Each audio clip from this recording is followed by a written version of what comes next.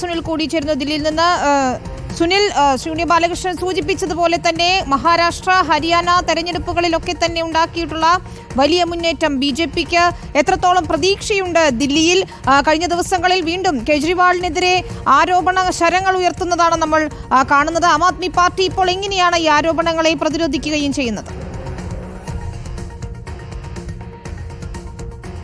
വിനീത, തീർച്ചയായും വലിയ വിവാദങ്ങൾക്ക് നടുവിലാണ് ദില്ലി തെരഞ്ഞെടുപ്പ് പ്രഖ്യാപിച്ചിരിക്കുന്നത് എന്ന കാര്യത്തിൽ യാതൊരു സംശയമില്ല. ദീർഘനാളായി ദില്ലിയിൽ അധികാരത്തിൽ വരാൻ BJP ശ്രമിക്കുകയാണ്. പക്ഷേ BJPക്ക് പലപ്പോഴും ദില്ലിയിൽ അധികാരത്തിൽ വരാൻ സാധിക്കാത്തൊരു രാഷ്ട്രീയ സാഹചര്യമാണ് കഴിഞ്ഞ 1-2 പതിറ്റാണ്ടുകളായി ദില്ലിയിൽ തുടരുന്നത്. ഏതായാലും ഇപ്പോൾ ദില്ലിയിൽ തെരഞ്ഞെടുപ്പ് നടക്കുമ്പോൾ ഇത്തവണ BJP വലിയ ആത്മവിശ്വാസത്തിലാണ്. പ്രത്യേകിച്ച് ഉണ്ണി ബാലകൃഷ്ണൻ ചൂണ്ടിക്കാണിച്ചതുപോലെ തന്നെ ഹരിയാനയിലെ വിജയം, മഹാരാഷ്ട്രയിലെ വിജയം, ഇതൊക്കെ തന്നെ ദില്ലിയിൽ വലിയ ആത്മവിശ്വാസം BJPക്ക് നൽകുന്നുണ്ട്. മാത്രമല്ല, കഴിഞ്ഞ അരവിന്ദ് കെജ്രിവാൾ സർക്കാരിലെ സാഹചര്യങ്ങൾ, പ്രത്യേകിച്ച് മദ്യക്കോഴ അഴിമതി വിഷയത്തിലൊക്കെ തന്നെ അരവിന്ദ് കെജ്രിവാൾ ജയിലിൽ കടന്ന സാഹചര്യം, അരവിന്ദ് കെജ്രിവാളിന്റെ അടുത്ത അനുയായികളായ മനീഷ് സിസോദിയ, സത്യേന്ദ്ര ജെയിൻ എന്നിവരൊക്കെ തന്നെ ജയിലിൽ കടന്ന ഒരു സാഹചര്യം. അപ്പോൾ ഒരു അഴിമതി സർക്കാർ ആയിരുന്നു ആം ആദ്മി പാർട്ടിയുടെ രണ്ടാം സർക്കാർ എന്നൊരു പ്രചരണമൊക്കെ തന്നെ ദില്ലിയിൽ വളരെ ശക്തമായി BJP ഉയർത്തിയിരുന്നു.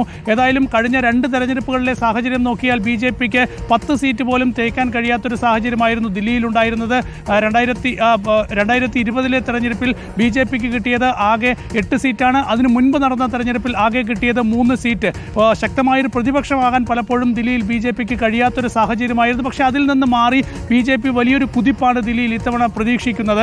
ഏതായാലും കഴിഞ്ഞ ദിവസം അരവിന്ദ് കെജ്രിവാളിൻ്റെ മുഖ്യമന്ത്രിയുടെ ഔദ്യോഗിക വസതിയിലെ ആഡംബര സൗകര്യങ്ങൾ സംബന്ധിച്ചുള്ള വിഷയമൊക്കെ തന്നെ BJP വലിയ തോതിൽ ദേശീയ തലത്തിൽ വലിയ പ്രചരണ വിഷയമാക്കി ഉയർത്തുന്നുണ്ട്. 33 കോടി രൂപ അരവിന്ദ് കെജ്രിവാൾ എന്തിന് അദ്ദേഹത്തിൻ്റെ ഔദ്യോഗിക വസതി മോടി കൂട്ടാനായി ചെലവിട്ടു എന്നൊക്കെയാണ് CAG റിപ്പോർട്ട് ചൂണ്ടിക്കാണിച്ച് BJP ഉയർത്തുന്ന ചോദ്യം. ഏതായാലും അതിനിടയിൽ വരുന്നൊരു തെരഞ്ഞെടുപ്പാണ്. തീർച്ചയായും ഈ തെരഞ്ഞെടുപ്പിൽ എന്ത് ആം ആദ്മി പാർട്ടി മറുപടി പറയും എന്നതൊക്കെ തന്നെ വളരെ പ്രധാനപ്പെട്ട വിഷയമാണ്. ഏതായാലും ഈ തെരഞ്ഞെടുപ്പ് എന്നത് ആം ആദ്മി പാർട്ടിയെ സംബന്ധിച്ച് ഒരു അഭിമാന പോരാട്ടമാണ്, നിലനിൽപ്പിൻ്റെ പോരാട്ടമാണ് എന്ന കാര്യത്തിൽ യാതൊരു സംശയമില്ല. കാരണം മുഖ്യമന്ത്രിയായിരിക്കെ അരവിന്ദ് കെജ്രിവാളിന് ജയിലിൽ കിടക്കേണ്ട ഒരു സാഹചര്യം ഈ സർക്കാരിലുണ്ടായി. ജയിലിൽ നിന്ന് പുറത്തു വന്ന ശേഷം അനുയായിയായ അതിഷിയെ മുഖ്യമന്ത്രി സ്ഥാനം ഏൽപ്പിച്ച് രാഷ്ട്രീയ തന്ത്രങ്ങളുമായി ഇറങ്ങിയിരിക്കുകയാണ് അരവിന്ദ് കെജ്രിവാൾ. അപ്പോൾ ഈ തെരഞ്ഞെടുപ്പിൽ അരവിന്ദ് കെജ്രിവാളിന് വിജയിച്ചേ മതിയാകൂ. അതിനെന്തൊക്കെ നീക്കം അരവിന്ദ് കെജ്രിവാൾ നടത്തും എന്നത് വളരെ പ്രധാനപ്പെട്ടതാണ്. BJPക്ക് ദില്ലി പിടിക്കാനാകുമോ, കോൺഗ്രസ് എവിടെ എത്തും എന്നതും വളരെ പ്രധാനപ്പെട്ടതാണ്. കഴിഞ്ഞ തെരഞ്ഞെടുപ്പുകളിൽ ഒന്നും തന്നെ ഷീലാ ദീക്ഷിതിന് ശേഷം